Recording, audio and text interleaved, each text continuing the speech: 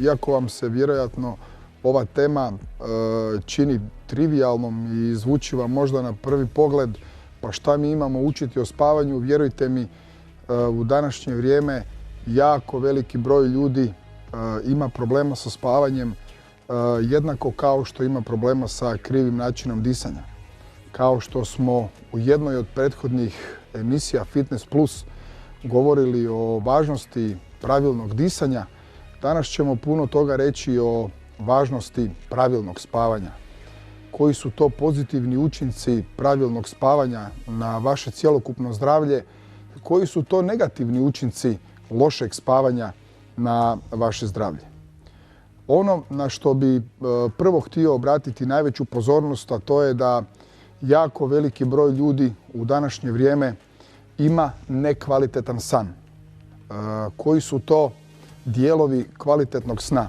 Morate znati da san ima dvije faze. Ima NREM fazu, odnosno fazu dubokog sna, koja je u prvom dijelu noći vašeg spavanja, i imate REM fazu, Rapid Eye Movement, poznatu REM fazu koja se odvija u drugom dijelu noći, odnosno u drugom dijelu vašeg spavanja.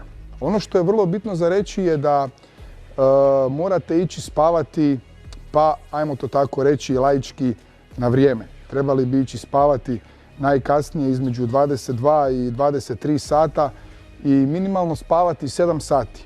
Jako veliki problem u današnje vrijeme je što ljudi, znači opća populacija, spava manje od 7 sati.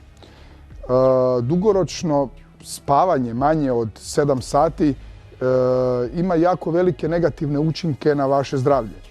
Pa tako pada vaš imunološki sustav, smanjuju se kognitivne sposobnosti, te vjerovali ili ne, dugoročno može dovesti do ozbiljnih bolesti kao što su hipertenzija, dijabetes, srčana oboljenja itd. itd.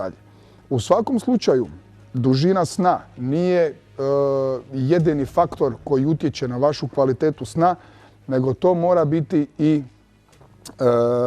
to da vaše spavanje ne bude isprekidano. Znači vi tokom noći spavate također u ciklusima, što je jedna vrlo zanimljiva informacija.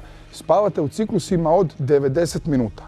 Nakon svakog ciklusa vi se probudite na otprilike 15 do 20 sekundi, iako se toga ne sjećate, te nakon toga opet zaspete i krećete u sljedeći ciklus. Moj savjet bi vam bio da ako već namještate alarm, da namještate da alarm zazvoni nakon ciklusa koji je završio od 90 minuta. Znači ako je to 2 puta po 90 minuta, to je nekih 3 sata, znači spavate 6 sati ili 7,5 sati.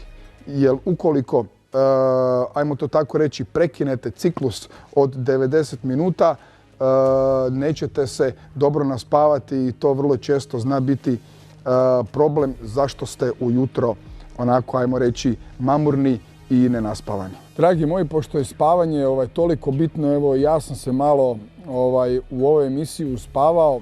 U svakom slučaju želim vam da svi unaprijedite svoje spavanje, jer spavanje je najbitnija stvar, naravno uz disanje, za kvalitetan život, prekrasno, dobro zdravlje, za jači imunološki sustav i jako jednu dobru psihološku stabilnost svakog od nas.